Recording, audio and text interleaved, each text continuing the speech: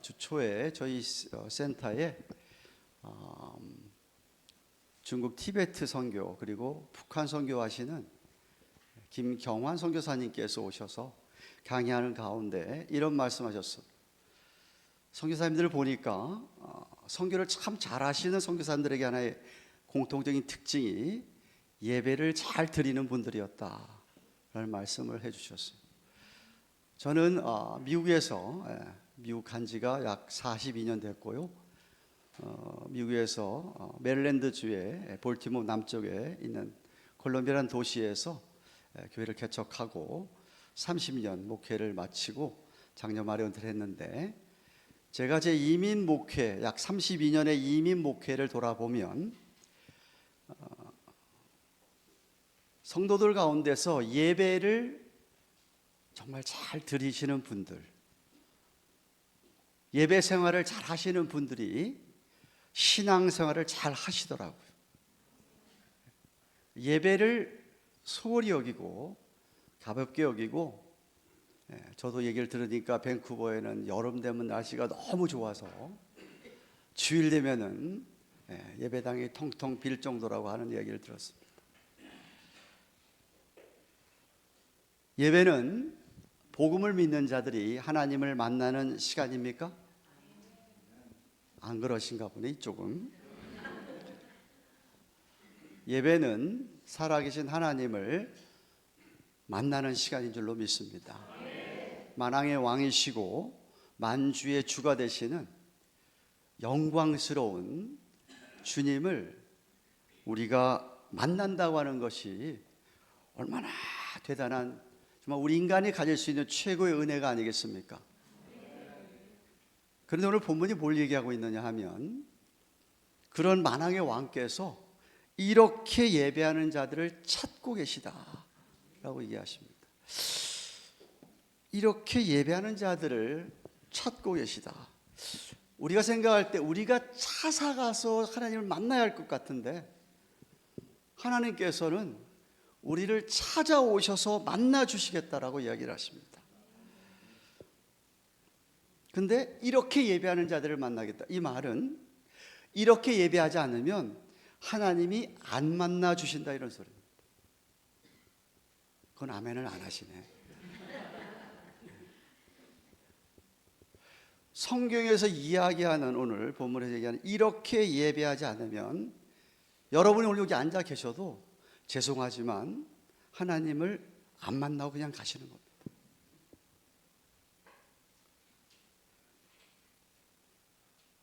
그렇기 때문에 저는 오늘날도 예배를 아주 가볍게 경홀히 생각하는 분들을 보면 너무나 안타까운 거예요.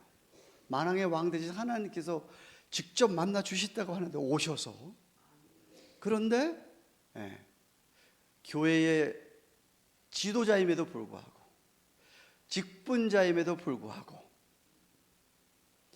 예배를 그렇게 중요시 여기지 아니하고 하나님 만나는 것을 그렇게 소홀히 생각을 할까?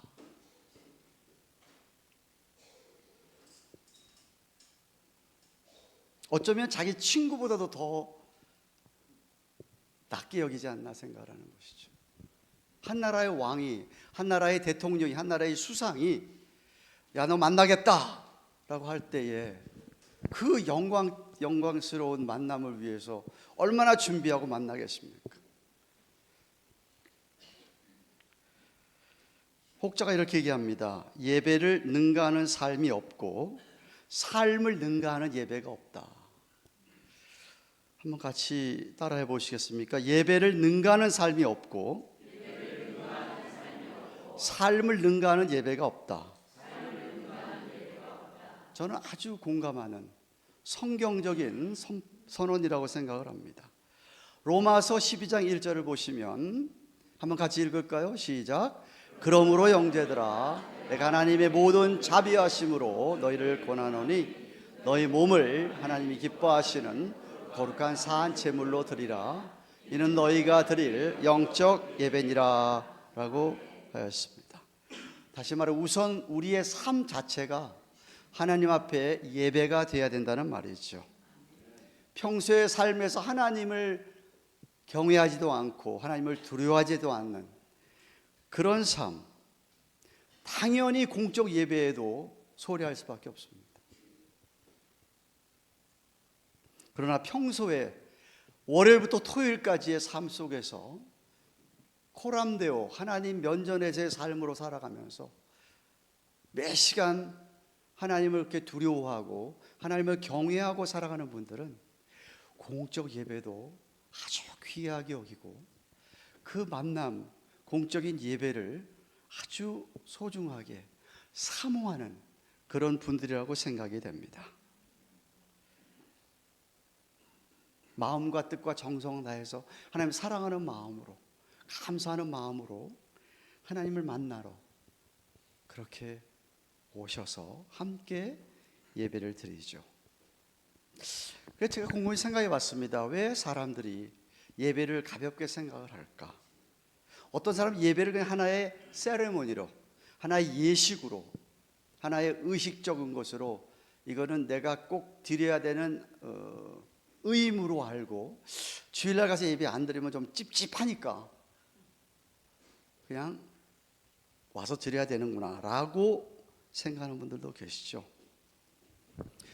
예배를 하나의 그렇게 의무로 알고 와서 예배를 드리는 자들, 그들과 우리 참된 예배를 드리는 사람과의 차이가 어디 있을까? 저는 그것을 종교생활과 신앙생활의 차이라고 생각을 합니다. 종교와 복음의 차이라고 말하고 싶습니다. 이미 돌아가셨지만 뉴욕의 리디멀 철치라고 하는 큰 교회에 팀 켈러 목사님은 그가 쓴 책 가운데서 센트럴 철치라는 책이 있는데 거기서 우리 기독교 복음과 종교의 차이를 이렇게 말합니다. 첫째는 종교는 내가 이런 거 지키기 때문에 하나님이 자기를 받아준다. 그들이 얘기하는 신이죠. 근데 복음은 그게 아니라 하나님을 나를 내 모습 이대로 받아주셨기 때문에 나는 말씀에 순종한다. 종교는 왜 그들의 신을 찾느냐?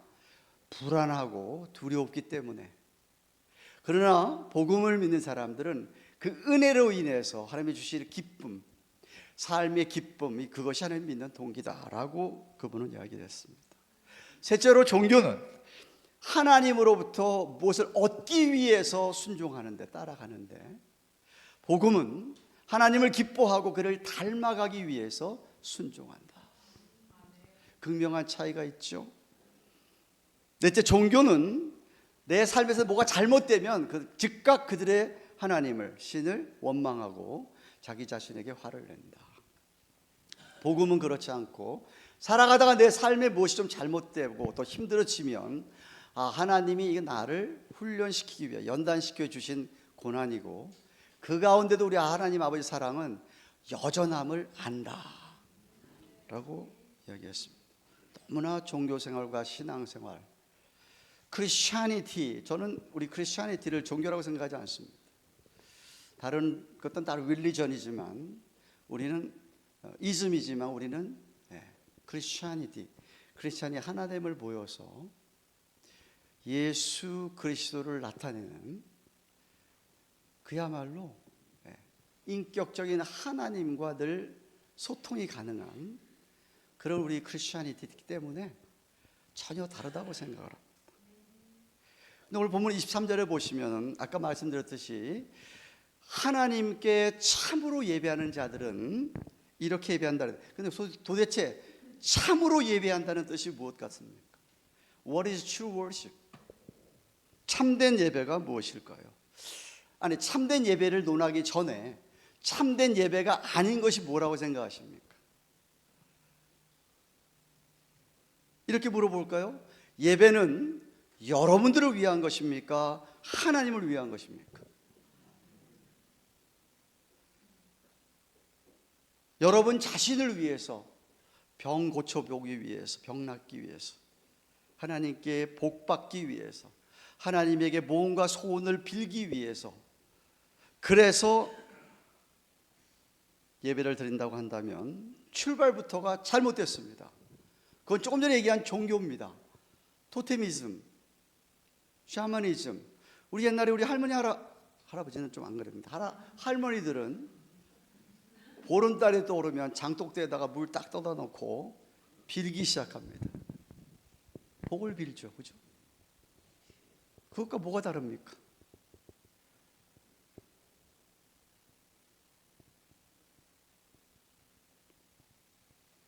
참된 예배가 아닌 것은 첫째로 나를 위해서, 내 자신의 만족을 위해서 드리는 것이 참된 예배가 아닙니다.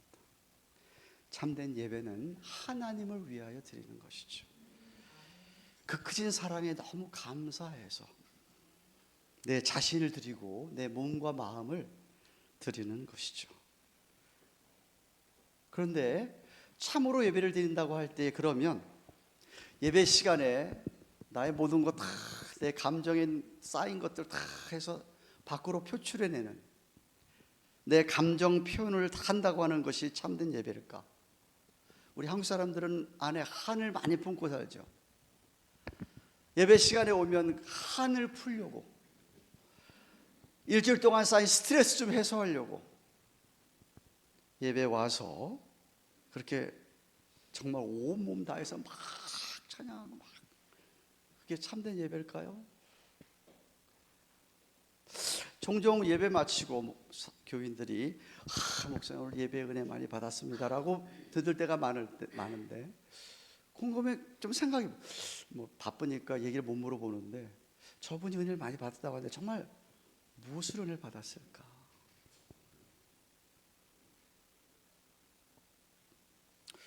한 번은 어느 분이 예배 중간에 막 우시고 막 끝나셔서 말씀 은혜를 정말 엄청 많이 받았습니다 하고 생각을 했어요. 그래서 오늘 참 은혜를 많이 받으셨나 봅니다 했더니, 왜 이렇게 우셨어요? 그랬더니 돌아가신 어머니 생각이 나가지고 그렇대.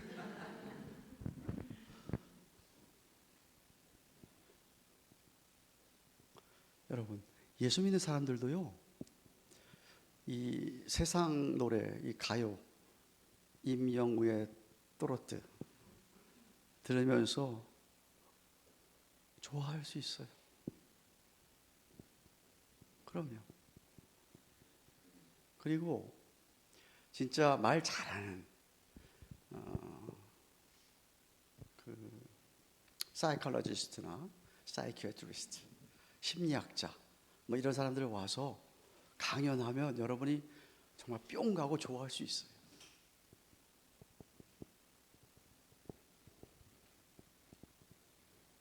정말 여러분 마음을 알아주고 답답해하는 부분들을 긁어주는 그런 말을 듣거나 여러분이 그런 노래를 들으면 여러분도 좋아할 수 있어요. 개그, 아재 개그, 코미디 듣고 좋아할 수 있어요. 근데 그게 은혜 받는 겁니까? 어느 목사님은 계속 1시간 내내 설교하면서 교인들 실컷 웃기는 걸 보았어요. 엄청 웃어요. 그냥 설교 시간 내내 웃고 돌아가셔. 그래서 속으로 저렇게 신나게 웃고 돌아갔는데 은혜를 받았을까?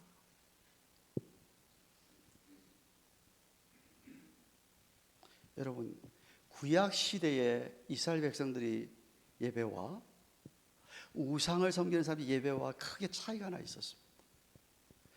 이스라엘 백성들이 드려지는 예배는 하나님에게 인격적으로 하나님을 만나는 그런 예배였는데, 우상 숭배하는 사람들의 예배는 그런 예배가 아니었어요.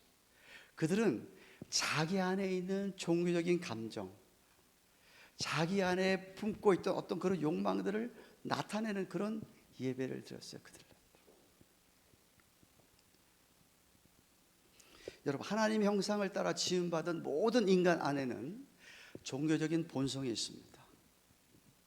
그래서 예수 믿지 않는 사람들도요, 삶의 어떤 문제에 부딪히고 진지한 생각에 속하면 그들도 기도한다 그래요. 그리고 그런 사람들에게, 믿지도 않는 사람들에게 기도해 준다 그러면 싫어하는 사람 거의 없어요.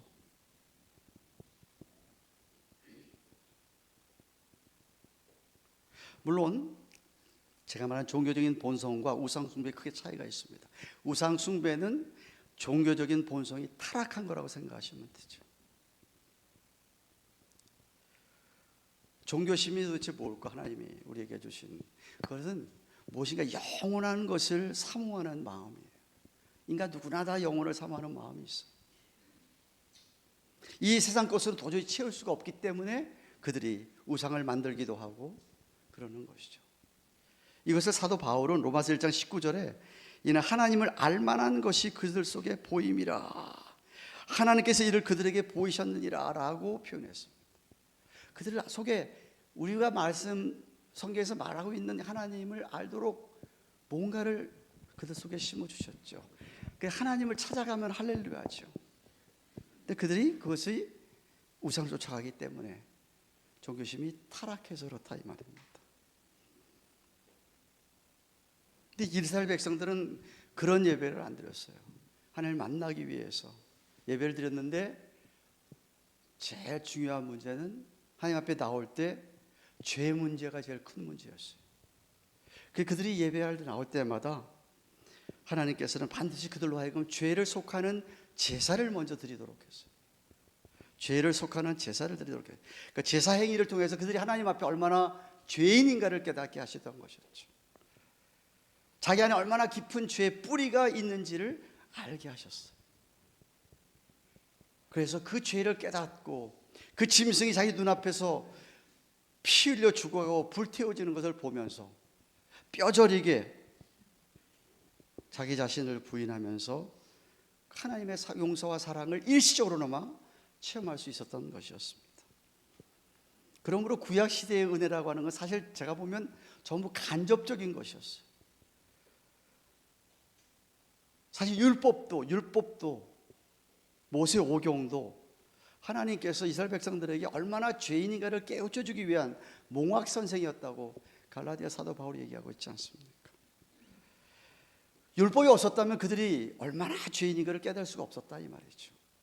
그 죄인인 것을 깨달아야 하나님의 사랑을 깨닫거든.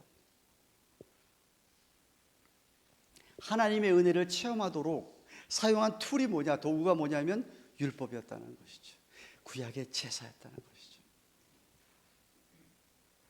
근데 때로 이스라엘 백성들이 이러한 간접적인 은혜로 만족을 못하기 때문에 우상들을 섬기는 것처럼, 우상들을 숭배하는 것처럼 예배를 갖다가 자기 안에 있는 그런 모든 걸 다 표출하는 것으로 그렇게 표현하기도 했습니다. 예를 들면 모세가 40일을 시내산에 올라가서 하나님으로부터 대면하고 십계명을 받고 내려오잖아요.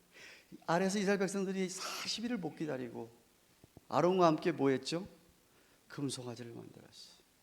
출애굽기 32장 6절에 보면 그들이 앉아서 먹고 마시며 일어나서 뛰놀더라라는 표현을 쓰고 있어요. 우상들이 하는 예배였습니다. 우상 숭배의 예배였습니다. 이런 예배는 죄를 속할 필요가 없는 예배죠. 인간 속에 있는 타락한 본성을 만족시켜주는 그러한 예배였던 것이었습니다. 창세기부터 시작해서 구약 성경 전체가 우리에게 가르쳐주고 있는 것은 우리 하나님은 우상과 다르다는 거죠. 우상에게도 눈도 있고 코도 있고 귀도 있고 입도 있지만 그들은 볼지도 못하고 말하지도 않고 듣지도 못하는 비인격적인 죽은 신이지만 우리 하나님은 보이진 아니하시지만 그분은 들을 수 있고 말할 수 있는 분이라는 것이죠. 인격적인 하나님이라는 것이었어요.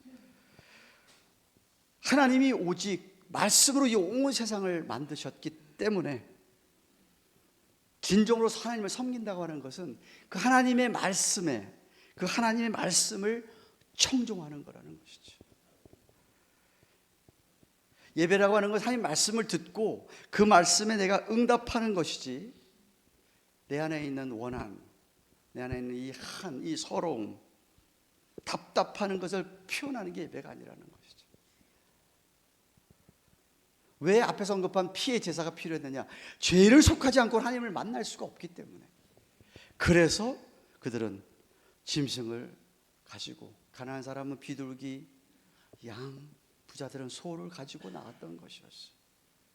그래서 자기 앞에서 제사장이 그 찢어지는 비명을 들리며 죽어가는 짐승들, 그 피와 그들이 그렇게 고통스럽게 죽어가는 것을 보면서 그들이 많이 눈물도 흘렸고, 그 태워지고 하는 과정에서 은혜를 많이 받았다 하더라도 중요한 것은 그 후에 제사장을 통하여서 들려주는 하나님의 말씀이었다는 것이죠. 하나님 만나기 위해서 피의 제사가 필요했고, 그래서 만난다는 게 뭐냐? 하나님께 드디어 그 자신을 나타내 보여주시는, 제사장을 통하여, 선지자를 통하여서 말씀해 주시는 것이었습니다. 그러니까 제사 자체는 하나님께 나아가는 하나의 방법이었다라는 것이죠. 훨씬 중요한 건 그 말씀을 듣고 내가 그 말씀에 순종하고 살겠다고 하는 바로 그것이었죠. 그래서 사무엘 선지자가 유명한 이야기 하지 않았습니까? 순종이 뭐보다 낫다? 제사보다 낫다. 듣는 것이 수양의 기름, 제물 드리는 것보다 낫다, 이겁니다. 제사 자체는 죄를 속하는 하나의 도구였고, 그 중요한 것은 그 후에 하나님 앞에 하나님이 들려주시는 말씀을 듣는 게 훨씬 중요했다, 이 말이죠. 오해하지 마세요. 물론 핵심은, 열시 키는 뭐 예배가 엄숙하냐 엄숙하지 않냐, 뭐 예배가 그렇게 찬양을 적게 하고 박수치고 춤추느냐 아니면 조용히, 이거에 있는 게 아닙니다. 예배. 하나님의 백성들이 오늘도 예배를 통하여 하나님이 인격적 하나님께서 들려주시는 말씀을 듣고 순종할 의사가 있느냐 없느냐, 그게 중요하다, 이 말이죠. 아무리 내가 찬양을 뜨겁게 불렀다 할지라도 말씀에 전혀 타치를 못 받고 그냥 떠나버린다고 한다면 예배 드린 게 아니라 이거죠. 그렇지만 내가 오늘 하나님 앞에 나오면서 하나님을 만나야 되겠다고 하는 열망을 가지고, 하나님이 내게 오늘 뭐라고 말씀해 주실까 사모하고 듣고 그렇게 살아야지, 그 마음을 가지고 예배를 드린다고 한다면 그 예배에는 하나님의 놀라운 능력이 임한다, 이 말이죠. 그게 바로 오늘 본문에서 얘기하는 참된 예배, 참으로 예배 드리는 모습이라고 저는 그렇게 생각합니다. 오늘날도 마찬가지죠. 종교생활하는 사람들 아까 살펴보았지만, 종교생활하는 사람들은 예배를 통해서 자기 만족이지만 신앙생활하는 사람들은 그렇지 않습니다. 참된 예배, 첫째, 살아계신 하나님의 임재를 경험하고 그를 인격적으로 만나는 것이 참된 예배입니다. 그리고 그 말씀을 듣고서는, 둘째는 생활을 통해서 순종으로 나타나야 그분이 정말 예배를 드리는 것이죠. 그럼 본문 23절 24절에 반복해서 나오는 말이 있습니다. 하나님이 영이시니 예배하는 자가 영과 진리로 예배할지니라. 개역 한글에는 신령과 진정으로, 개역 개정에는 영과 진리라고 말하고 있습니다. 그럼 어떻게 예배를 드려야 정말 영과 진리로 드리는 예배일 것이냐? 오늘 본문의 문맥은 이렇습니다. 예수님께서 한번 유대 땅에 사역하시다가 갈릴리로 갈 마음을 가지고 가시는데, 유대인들과 사마리아 이방인들은 전혀 상종을 하지 않는, 유대인들은 사마리아인들, 이방인들을 보면 개처럼 여겼기 때문에 다 사마리아를 거쳐가지 않고 둘러서 가야 되는데, 갈릴리를, 예수님은 그것도 땡볕에 정오에 아주 더운데 사마리아로 가셨습니다. 이유가 있었죠. 한 여인을 만나기 위해서였습니다. 그 여인의 영혼을, 심령을 회복시키죠. 만나기 위해서 가신 것이죠. 그 여인은 창피하기 때문에 다른 사람 다 해가 지거나 좀 서늘할 때 와서 물을 뜨는데, 그 여인은 해가 중초에 떴을 때 우물가에 가서 물을 깃는 것이었습니다. 예수님이 그에게 생수에 대해서 얘기해 주죠. 네가 지금 먹는 이 우물은 아무리 먹어도 목마르지만 내가 주는 물은, 생수는 영원히 목마르지 않을 거라 말씀하시고, 이 여자의 과거를 꿰뚫고 이야기를 합니다. 남편 데려오라 했더니 남편 없다고 얘기하니까, 무슨 얘기냐, 너에게 5 남편 있지 않느냐. 그에게 놀랐습니다. 이분 정말 좀 다르다. 처음에 랍비라고, 선생이라고 부르다가 그 다음에 주라고 부르고, 그리고 마지막에는 결국 그 여인은 예수님을 영접하게 돼서 복음을 전하는 사람이 되는데, 그 중간에 하는 대화 가운데 이 여인이 예수님에게 묻습니다. 주여, 당신네 사람들은 예루살렘에서 예배를 드리라 그러고 우리 사마리아인들 그리심산 예배를 드리는데 누가 맞냐 이거지. 그리심산에서 드리는 사람들의 예배는 제가 여태까지 설명한 대로 우상 숭배하는 자들처럼 그들의 예배는 완전 난리 굿이었던 예배였습니다.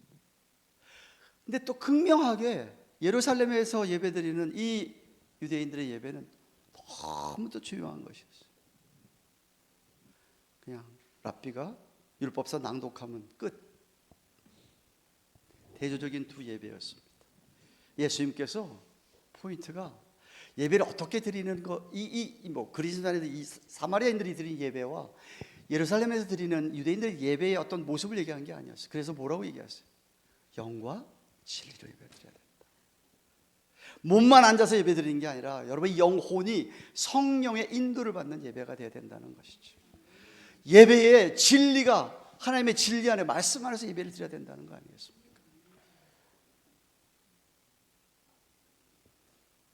아시다시피 신약교는 예수님께서 십자가에 돌아가시고 3일 만에 부활하시고 40일 동안 자신의 부활한 것을 보이시다가 승천하시고 약속하신 대로 열흘 만에 오순절에 성령이 강림으로 말미암아 신약교회가 탄생되었습니다.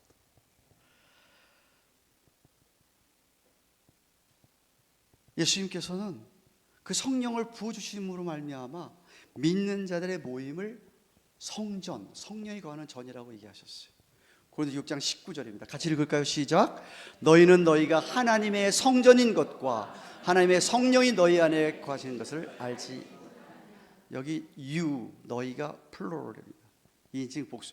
고린도 교회 전체. 고린도 교회만큼 문제가 많았던 교회가 지상 초대교회 가운데 없었지 않습니까? 별별 문제가 다 있었던 교회지만 거기에 하나님의 성령이 거한다 라고 말씀을 하십니다.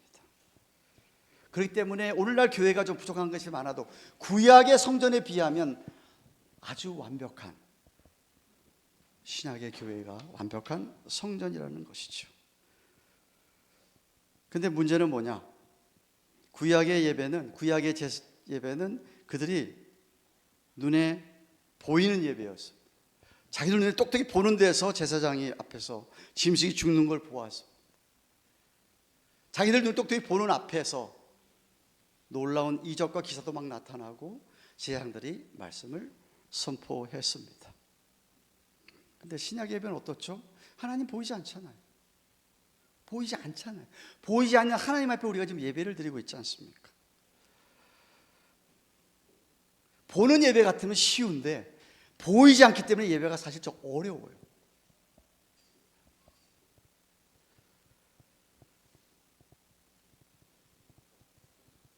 중요한 건 우리 하나님을 만나는 데 있어서 하나님이 원하시는 거룩하신 하나님이 원하시는 거룩하신 방법으로 나가야지 우리 식으로 나가면 하나님이 우리를 안 만나 주신다는 것이죠. 하나님이 원하시는 방법이 뭐냐? 성령의 인도를 따라 진리의 말씀 안에서 예배를 드려야 된다는 것이. 보는 예배는 쉽다고 하는 이야기가 있습니다. 우상 숭배가 그들이 그런 것이죠. 우상 보이잖아요, 뭔가. 근데 오늘날도 예배를 자꾸 보는 곳으로 자꾸만 추구하려는 분들이 계세요. 그래서 예배도 드리는 게 아니라 예배를 보러 간다. 예배 가서 뭐 하죠? 우리 오늘 목사님 어떻게 설교하시나 잘 봐야지. 어떤 넥타이 입고 오셨을까? 보려고 하는 찬양대. 오늘 찬양대가 너무 찬양을 잘하죠. 찬양대 찬양하면 얼마나 잘하나 한번 봐야지. 보는 거예요. 찬양팀의 찬양이도 잘하나 보려고 해요. 우리 하나님 안 보이시는 분이에요. 그러니까 자꾸 보려고 하는 게 인간의 죄성의 성품이죠. 자꾸 보시려고 하셔.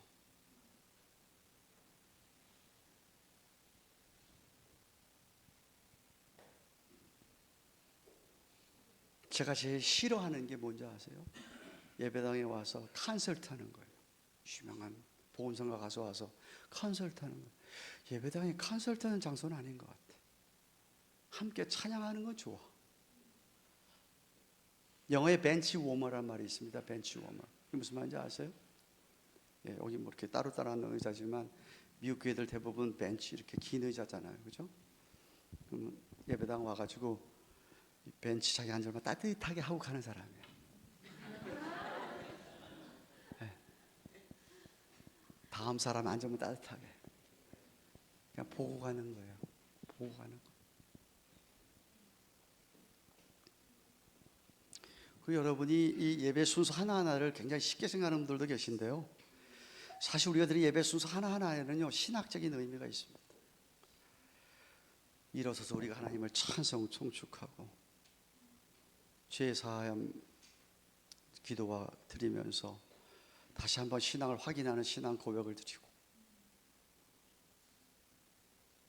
감사하는 마음으로 또다시 하나님을 찬양하고 그 하나님 말씀을 듣고 감사하는 마음으로 하나님께 예배 헌금을 드리고 설교자가 이 예배를 만나고 돌아온 사람들을 축복하고 보내는 시간까지 하나하나가 이게 여러분 그냥 나온 게 아니에요.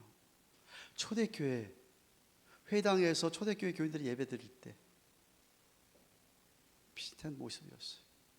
역사의 기록이 있어요. 청교도들이 드리는 예배들이 그런 예배들이었어요.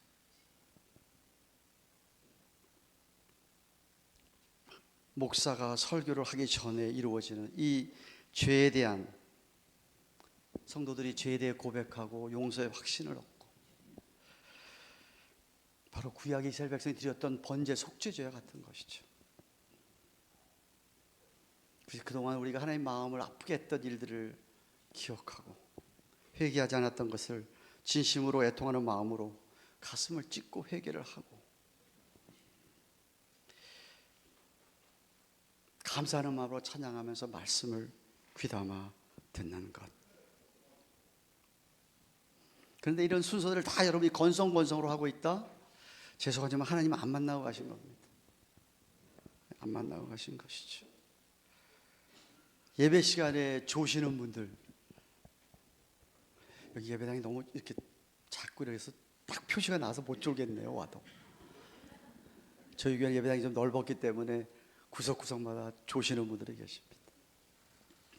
이민생활 피곤하기 때문에 이해가 되지만 그러나 예배 시간에 하나님을 만나는 시간에 존다니 하나님 만나는 예배 시간에 옆 사람하고 이야기를 해요? 하나님 만나는 시간에 셀폰을 보고 뭐 해요? 더 기가 꽉 차는 거는 셀폰을 안 껐어. 막 울려. 근데 그거 들고 나가는 사람이 있어. 셀폰 받으려고, 전화 받으려고. 와우. 그 사람한테는 하나님이 전화 간 사람보다 못한 거예요. 안 중요하니까 나가서 전화 받는 거 아니겠어요? 어떤 사람은 설교 시간이면 자꾸 시계만 봐. 언제 설교 끝나지? 네. 저는 제가 생각할 때 오늘날 많은 교인들이 예배 은혜 받지 못하는 이유는 딱 하나입니다. 하나님의 말씀을 사모하지 않기 때문에 그렇습니다. 하나님의 말씀을 받을 준비가 안 됐기 때문에 그래요. 저는 하나님께서 우리 모두에게 주신 가장 큰 복은 여러분들에게 주신 하나님의 가장 큰 복은 여러분과 똑같은 죄성을 가진 목사지만 하나님께서 예배 시간마다 여러분이 하나님 말씀을 대언하게 하시는, 그래서 여러분이 하나님 말씀을 들을 수 있다고 하는 게 복이라고 얘기합니다. 만약에 목사가 사꾼 목사나 뭐 그게 아니라면 말입니다. 정말 하나님 말씀만 설교하는 목사라. 그래서 칼빈이 기독교 강요에서 이런 말씀했습니다. 목사가 성경을 풀어서 올바로 설교한다면 그건 곧 하나님의 말씀이다. 하나님이 직접 하는 말씀이다 이거죠. 물론 성경에 우리의 최종의 권위가 있지만 목사가 하나님의 말씀을 그대로 풀어서 설교한다면 그거는 하나님의 말씀입니다.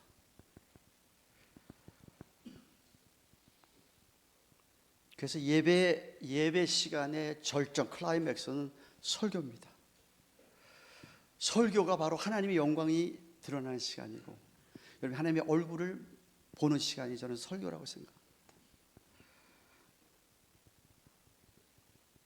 말씀을 통해서 하나님께서 우리 영혼 깊은 곳에 있던 어떤 갈급함, 다 죄로 말미암았겠지만 그런 것들이 하나님의 은혜로 체험을 받을 때, 설교가 인간의 깊은 죄악된 본성을 해부해서 죄를 치료하고 하나님의 은혜로 채워주는 그런 성령의 역사하는 도구가 설교입니다. 설교자 자신이 그러니까 하나님의 말씀을 잘 모른다? 그러면 그거는 무자격증을 가진 의사가 수술하겠다고 달려는 것과 똑같다 이 말이죠.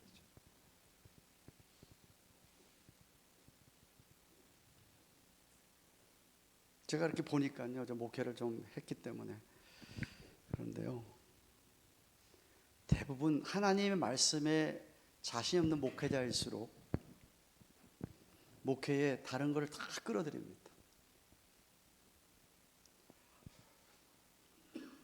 예배당을 얼마나 아름답게 꾸밀 것인가, 어떻게 하면 찬양을 더 열심히 많이 불러. 우리 동네 어느 교회는요, 예배 시간이 1시간 한 15분 되는데 찬양 한 30분 40분 해요.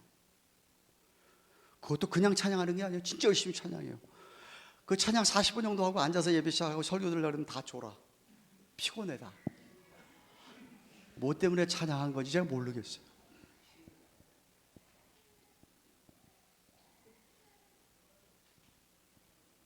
어떤 분은 설교도요, 말씀 얘기, 설교도 성경 몇 구절 읽어놓고선 다 간증이나 예화로 치장합니다.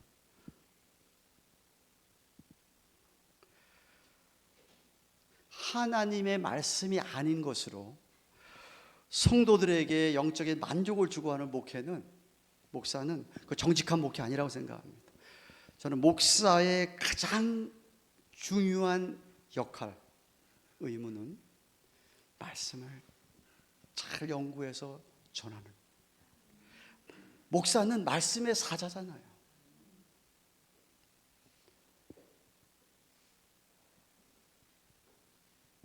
정말 기도하고 부지런히 말씀을 연구해서 오늘날 고통을 받고 살아가는 성도들에게 그 말씀 속에 들어있는 참 의미를 전해줘야 할 사명이 목사에게 있죠.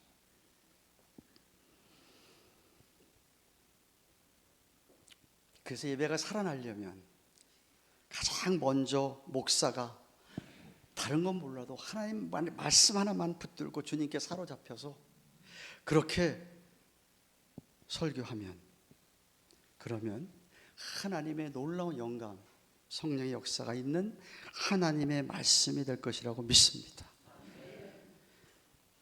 교회에 와도 하나님을 만나야지 하라고 하는 열망, 갈망이 조금도 없이 형식적으로 와서 그냥 예배를 보려고만 하는 그런 교인들을 잃을 각오를 하더라도 성경이 말하는 정직하게 말씀을 그대로 외칠 각오를 하는 그런 말씀의 사자, 말씀 때문에 강대상에서 멱살을 잡혀서 끌려가는 한이 있더라도 나는 하나님 말씀만을 전하겠다고 하는 그러한 결심이 없다고 한다면 저는 참된 그리스도의 종이 아니라고 생각합니다. 이원상 목사님 돌아가셨지만 이원상 목사님도 얘기 들었습니다. 처음에 막교회 시작하실 때 맡아서 3대 목사로 중앙장로기 부임한 걸 알고 있는데 설교 중에 어떤 교인이 와서 목사님 정말 멱살 잡더래요. 설교 중에. 그래도 이원상 목사님 껐떡하실 분입니까?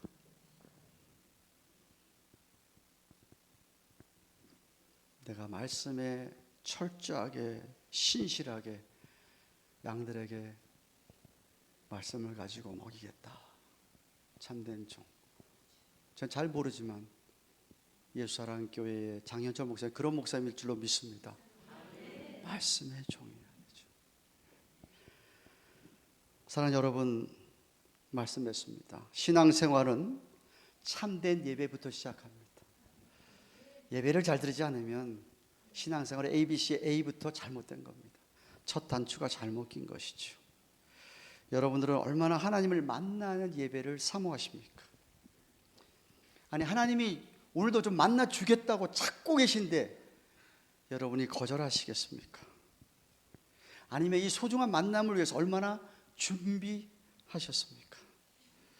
꼭 기억해야 할 것이, 교회로 모인 우리는 하나님의 성령이 거하시는 성전이라는 사실입니다.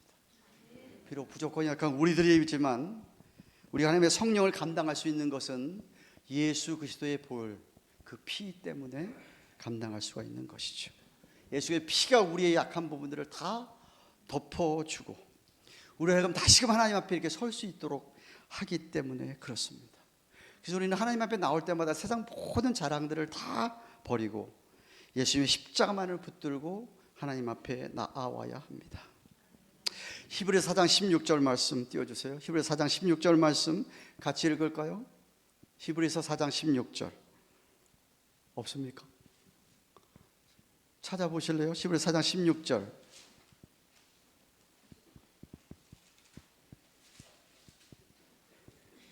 히브리서 4장 16절 같이 읽겠습니다.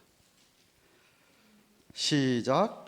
그러므로 우리는 긍휼하심을 받고 때를 따라 돕는 은혜를 얻기 위하여 은혜의 보좌 앞에 담대히 나아갈 것이니라. 은혜의 보좌 앞에 예수의 보혈을 의지하고 담대히 나아와 만왕의 왕이시고 거룩하신 분이지만 우리를 찾아서 만나주시는 그분을 만나는. 둘째는 무엇보다 예배가 살아있기 위해서는 성령 안에서, 진리의 말씀 안에서 내가 오늘도 말씀의 은혜를 깨닫고 그렇게 살겠다, 내가 변화하겠다라는 그러한 결단이 있어야만 합니다. 아까도 얘기했지만 예배와 여러분의 생활, 평소의 삶은 결코 분리될 수가 없습니다. 일주일 내내 죄 가운데 살다가, 일주일 내내 이기적으로 살다가, 일주일 내내 하나님과 한 번도 만난 적도 없고 그냥 세상대로, 세상 사람들에게 살다가 성령을 받았음에도 불구하고 하나님의 말씀에 불순종하는 생활을 일주일 동안 내내 하다가 예배를 오면 제가 생각할 때는 예배가 굉장히 어색하게 여겨지지 않을까 생각합니다. 그런 분들은 예배 오면은 이제 쓸데없는 생각으로 가득 차져 버리가 잡생각이 되는 것이죠. 나는 것이죠. 그러니 하나님을 만나는 예배가 되겠습니까? 그러나 일주일 동안 비록 나는 연약하지만 주님 의지하고 말씀대로 살고자 애를 쓰다가 뭐 실수할 때도 있고 죄를 지을 때도 있겠지만 열심히 정말 말씀을 따라 살다가 주일날 오신 분들은 찬양 시작할 때부터 은혜가 넘칠 줄로 믿습니다. 비록 마귀와 세상 일주일 동안 살면서 정말 여기저기 상처투성이지 몰라도 그럼에도 불구하고 주님, 그래 내가 이긴 것이 있습니다. 와서 찬양이 승전고가 돼야죠. 승전고. 한국은 그렇다잖아요. 미국은 뭐 워낙 차를 타고 다녀요. 한국은 이렇게 예수 믿는 사람, 이렇게 길 지나다가 걸어다니는 사람 보면 땅만 보고 지나가는 사람들 대부분 보면 크리스천들이래. 돈 주우려 그런 게 아니고 맨날 그냥 푹. 그래서 예배 시간에 오더라도 회개하기 바빠. 일주일 내내 진 것만, 죄진 것만 생각나. 한 번쯤 두 번쯤 이긴 것 가지고 나와야 할 텐데 하나님, 그래 내가 이번에는 어떤 유혹이 있었는데 이겼습니다. 하나님 감사합니다. 그런 찬양이 들으면 얼마나 힘이 있을까. 어떤 분이 묻습니다. 목사님 자꾸만 말씀 순종하라는데 창세기부터 계시록까지 얼마나 말씀이 많은데 그걸 어떻게 다 지키고 삽니까? 저는 확실하게 믿기를 하나님 여러분에게 창세기부터 계시록까지 다 순종하도록 원하시는 분 아니세요? 여러분이 알고 있는 몇 가지 말씀이라도 지키고 살라요. 그렇죠? 아니 다른 거 다 몰라도 이거 수십 번 들었을 거 아니에요. 제일 큰 계명, 하나님을 그렇게 사랑하고 이웃을 사랑하라. 그 얘기는 수없이 들었잖아요. 그러면 한 주일 동안 내내 정말 이렇게 하나님을 사랑하고 한 주일 동안 내내 여러분 주위에 있는 사람들 사랑하고 오셨어야 된다 이 말이에요. 제가 우리 교인들한테 30년 동안 계속 줄기차게 얘기했습니다. 예수 믿는 사람은 자기를 위해 사는 사람 아니다. 예수 믿는 사람은 남을 위해 사는 사람입니다. 예수님처럼. 크리스찬이란 말이 그런 뜻이잖아요. 크리스찬이에요. 크라이스트를 따라가는 사람이잖아요. 크리스트를 본받는 사람들이 될 거 아니에요. 그죠? 뭐 다 못한다 하더라도 적어도 이것만큼은 나는 죽고, 그죠? 다른 사람이 살아가는 거예요. 여러분이 예배를 드리면서 항상 오늘도 하나님께서 내게 어떤 을 주실 것인지, 여러분이 갖고 있는 잘못된 생각 혹은 모르는 일들, 하나님이 고쳐주기 원하는 그런 것들, 생각, 마인드세트를 내가 바꿔야 되겠다. 그래서 적어도 예배를 드리고 돌아갈 때의 모습은 예배를 드리기 전의 모습보다 뭔가 다른 게 있어야 돼. 조금이라도 네? 예배 보기 전의 모습과 예배 본 후의 모습, 예배 드린 후의 모습이 하나도 변한 게 없다. 제 손에 하나님 안 만나신 겁니다. 하나님을 만났는데 그럴 수가 없어요.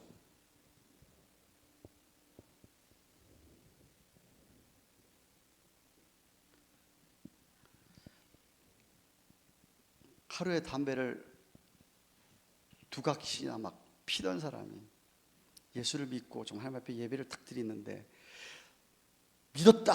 근데 정말 내 죄 알겠다. 회개했다. 그리고 믿고 날아갔는데 또 똑같이 두각을 펴? 그거 죄송하냐 거짓말이에요.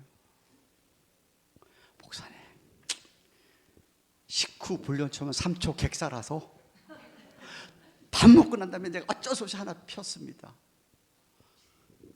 변화가 있잖아요. 그 변화가.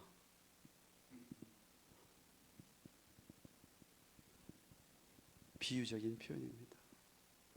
여러분이 예수 믿기 전과 믿은 후의 삶, 예배를 드린 후와 드리기 전의 삶이 하나님을 만났다고 한다면, 하나님께서 여러분 만난다, 그 크신 능력이 하나님이 여러분 역사 안 하십니까? 하잖아요. 그죠? 내가 변화받는 예배입니다. 사랑하는 여러분, 만왕의 왕 만주의 주님께서 여러분을 만나 주신다는 것만큼 큰 복이 세상에 없습니다. 이 시간 여러분 만나고 계십니다. 여러분에게 말씀하고 계십니다. 정신 차리고 가장 기본적인 예배 생활부터 점검하라고 하시는 겁니다. 참된 예배, 성령의 인도를 받는 예배, 말씀하여 드린 예배를 원하시고 계십니다.